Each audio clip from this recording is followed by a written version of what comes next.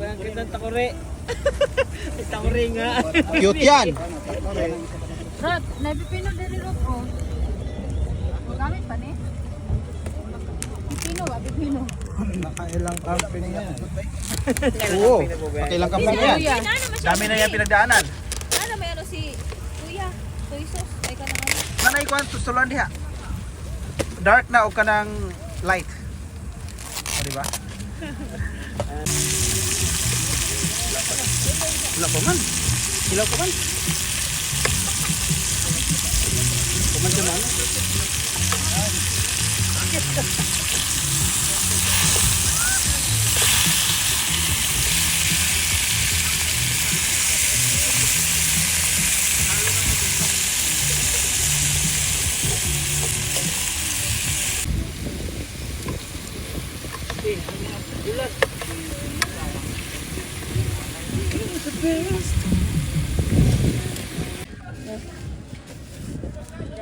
Yung gutom na yung nasa ano, di ba?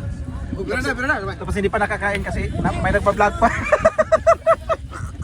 na mga plato diha? May mga plato.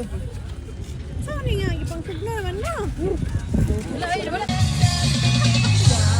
Gusto lang ngayon.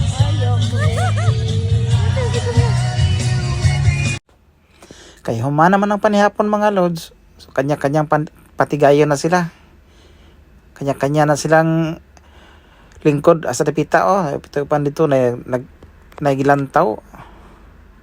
Ako ba dali katuyok ko sa kamera. Kit na gyud nasa alas 12 na ni kapin, hapit na mag-alauna. Sa madaling araw. Ang duha po nagchismisan ang duha Ba't sa istoryahan kahanan duha.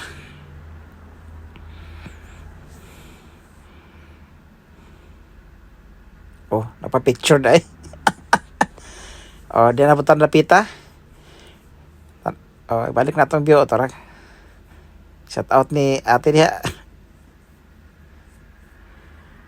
Kanya-kanya ng patigayan sila. Chill-chill lang muna kay busog naman.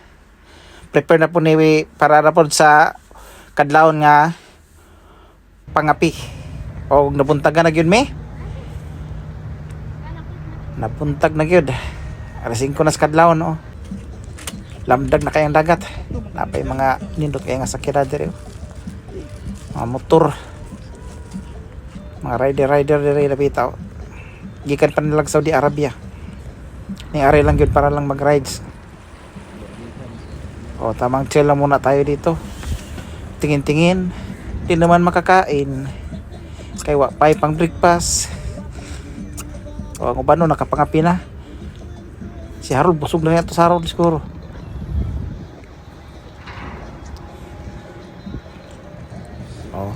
Indot kaing nasakyanan. Tent. Tuara. Si Orly itog na. Si Orly matag sayo.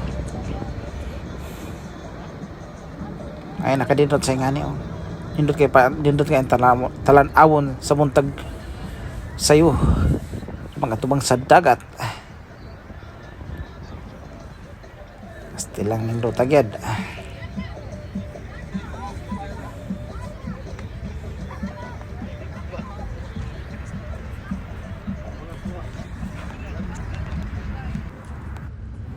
Og dire may nakita ko ng limukon.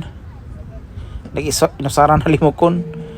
Og dire nga side doon na iring ng gitagaan ang pagkaon kay gutom siguro ni. Tambok na kay iring.